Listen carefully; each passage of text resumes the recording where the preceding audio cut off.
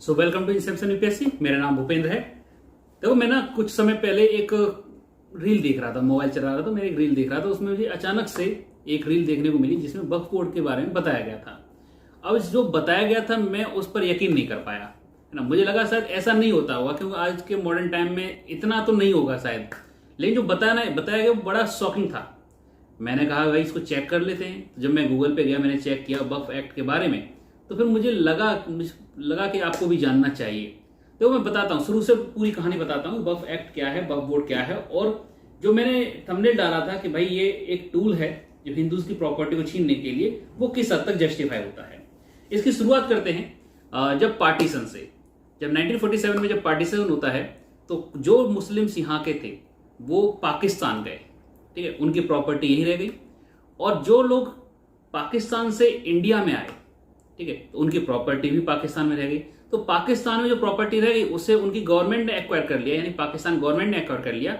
लेकिन जो Muslims India छोड़ के पाकिस्तान गए थे उनकी प्रॉपर्टी को इंडियन गवर्नमेंट ने एक्वायर ना करके किसी के हवाले करने की कोशिश की।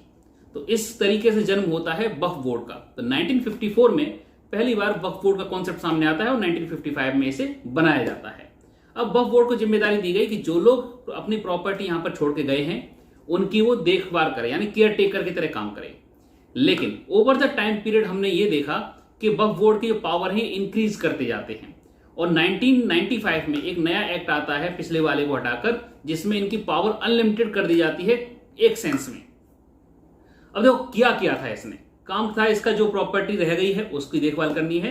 लेकिन 1995 वाले एक्ट में इसे पावर दी गई कि आप ना किसी भी प्रॉपर्टी को अपना डिक्लेयर कर सकते हो, है ना। इसे पावर दी गई कि जो भी इस्लाम से जुड़ी हुई जगह हैं उनकी आप केयर टेक कर सकते हो, उनको आप संरक्षण दे सकते हो, उनको आप संचालित कर सकते हो, ठीक है। ये पावर दे दी गई। अब ये सिमिलर पावर है जो हमें ट्रस्ट से मिलती है। एक हमारे ट्रस्ट आप रजिस्टर करते हैं तो उसमें भी यही पावर मिलती है कि आप अपनी संस्थाएं चला सकते हो।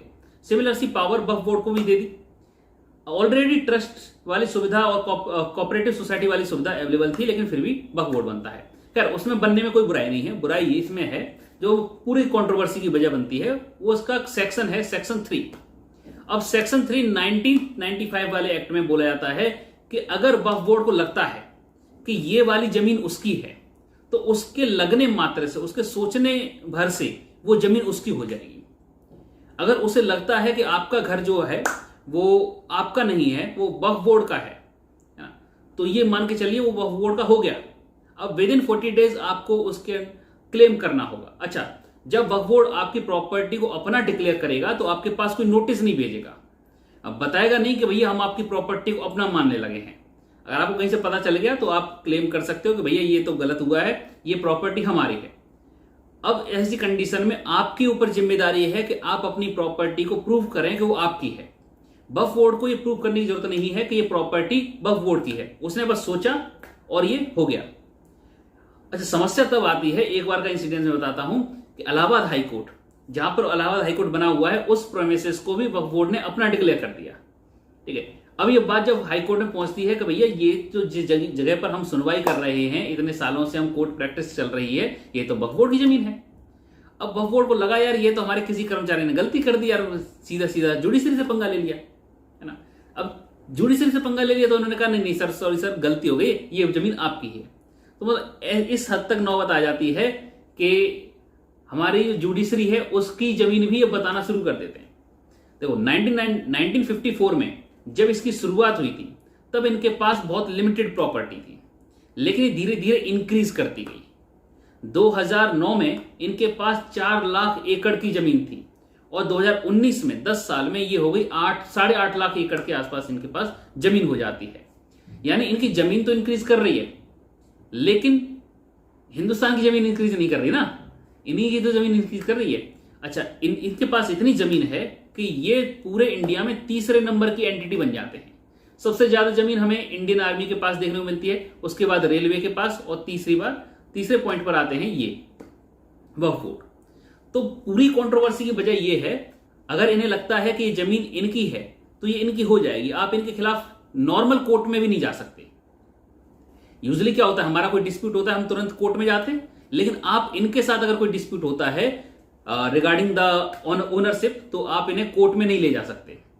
अगर विद इन 40 डेज अगर आपको कोई क्लेम करना है कि आपको कोई सेटलमेंट करना है, कोई ये गलती हुई है, इसको रेक्टिफाई करिए, और आप कोई बात अपनी रखना चाहते हैं, तो आप इन्हीं के ट्रिब्यूनल में जाके इसे रख सकते हैं।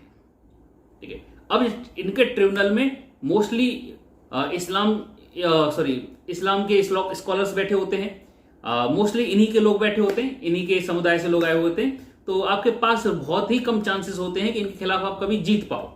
ठीक है, अब ये जो तरीका है ये बाय एक्ट स्टैब्लिश किया गया है। यूजुअली क्या होता है, हम इसे एनक्रोचमेंट मानते हैं, माफियागिरी मानते हैं कि अगर मेरी जमीन है, मेरी जमीन पे कोई और आके कब्जा कर रहा है तो ये माफियागिरी है, ये कब्जा है, दबंगई है ना। लेकिन अगर वह बोर्ड ऐसा करता है तो उसको हमने ये अधिकार दे रखा है सेक्शन 3 में कि आप ऐसा करो, और इसका वो भरपूर इस्तेमाल करते हैं। अच्छा, एक बात समझो, अगर उन्होंने सीमेंटेड वॉल लगा दी, किसी जमीन पर उन्होंने सीमेंटेड वॉल लगा दी, तो हिंदुस्तान की कोई ताकत ऐसी नहीं है जो उसे तोड़ सके।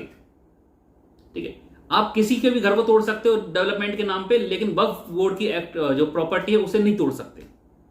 अब क्यों नहीं तोड़ सकते? क्योंकि हमारे आर्टिकल 29 और 30 में इन्हें प्रोटेक्शन मिली हुई है, क्योंकि माइनॉरिटीज में आ जाती है। ठीक है, तो माइनॉरिटीज को हमें प्रोटेक्शन दे रखी है, इस वजह से हम ये कह सकते हैं कि ये अनबीटेबल एक्ट हो जाता है। अब इसमें गलत बात एक और इसमें निकल कर आती है कि आप इसे नॉर्मल कोर्ट में चैलेंज नहीं कर सकते।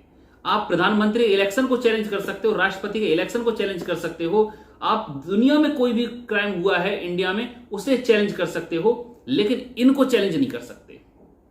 और कमाल की बात यह है कि ये जो सुविधा है ये सिर्फ मुस्लिम धर्म को मिली हुई है। हालांकि माइनॉरिटी तो और भी है, जैन माइनॉरिटी है, बुद्धिस्ट माइनॉरिटी है, क्रिश्चियन माइनॉरिटी है, पारसी माइनॉरिटीज हैं, बहुत माइनॉरिटीज हैं, इनमें से किसी को नहीं मिली हुई।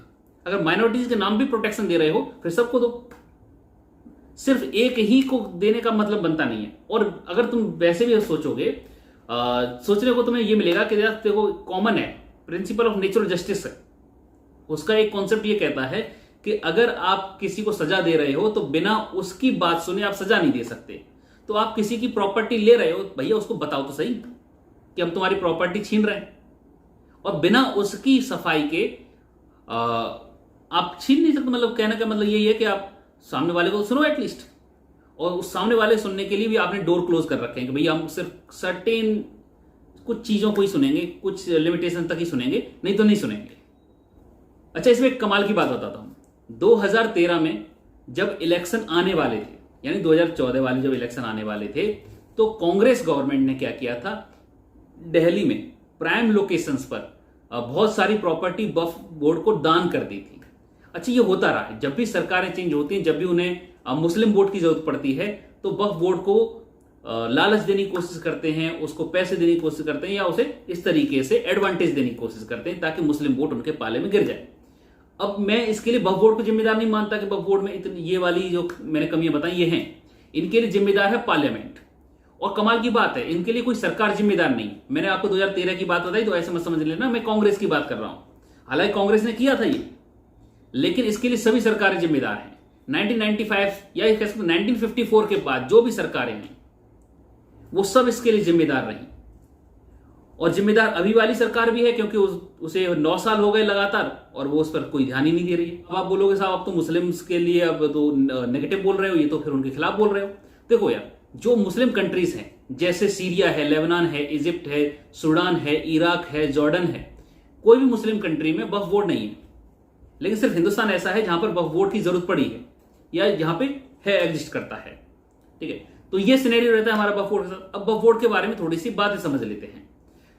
देखो, 1995 वाले एक्ट में यह बताया गया कि एक वक्फ बोर्ड होगा, यानी सेंटर लेवल पर एक वक्फ बोर्ड होगा, और उसी एक्ट में सेक्शन 3 में यह लिखा गया कि स्टेट के भी वक्फ बोर्ड हो सकते हैं।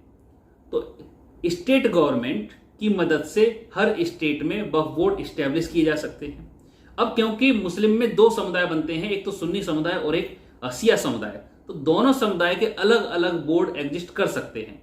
तो एक स्टेट है, उस स्टेट में 2 वक्फ बोर्ड एग्जिस्ट कर सकते हैं, और दोनों ही 1995 वाले एक्ट पर ही काम करेंगे, यानी दोनों ही अपने अपने तरीके से प्रॉपर्टी को एनक्रोच कर सकते हैं या उसका संरक्षण कर सकते हैं। इसके जो मेंबर होते हैं ये सारे के सारे मुस्लिम होते हैं। मोस्टली जो अपॉइंट किए जाते हैं वो हाई डिग्नेटरीज होते हैं with the help of states, वो अपॉइंट किए जाते हैं।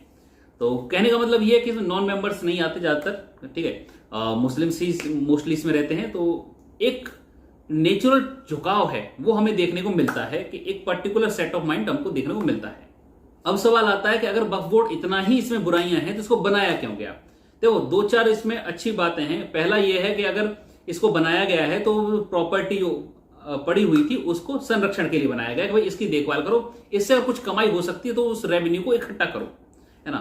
नहीं तो यूजुअली क्या होता है, जिसका कोई वारिस नहीं होता उसका वारिस सरकार होती है, ठीक है। यहां पे बोला गया कि सरकार नहीं है, आप इसको संभालो, इसमें से जो रेवेन्यू आ रहा है उसको इकट्ठा करो। जो पैसे आएंगे वक्फ बोर्ड के पास, इससे आप अपने खर्चे चलाओ, काउंसिल के खर्चे चलाओ, अपने ट्रिब्यूनल के खर्चे चलाओ। अच्छा, इसके अलावा जो हमारे कोर्ट हैं, सुप्रीम कोर्ट, हाई कोर्ट या कोई भी कोर्ट है, अगर कोई डिवोर्स का मामला पहुंचता है, कोई मुस्लिम समुदाय में डिवोर्स का मामला पहुंचता है या कोई ऐसा मामला पहुंचता है जिसमें इकोनॉमिक हेल्प की जरूरत पड़ती है, तो कोर्ट स्टेट को इकोनॉमिक हेल्प ना बोलकर वक्फ बोर्ड को बोल देता है कि भैया आप इन्हें मदद कर देना। ऐसा हमने देखा था जब साहबानो केस हुआ था, तो वहां पे सुप्रीम कोर्ट ने डायरेक्ट किया था कि आप इनका खर्चा उठाओगे। तो वक्फ बोर्ड का काम यहां तक भी एक्सटेंड किया गया है। तो जो भी वक्फ बोर्ड के बारे में था मैंने आपको बताया है। अब आपके ऊपर निर्भर करता है आप इसे किस तरीके से लेते हैं। बाकी कमेंट सेक्शन ओपन है, आप अपने विचार उसमें रख सकते हैं।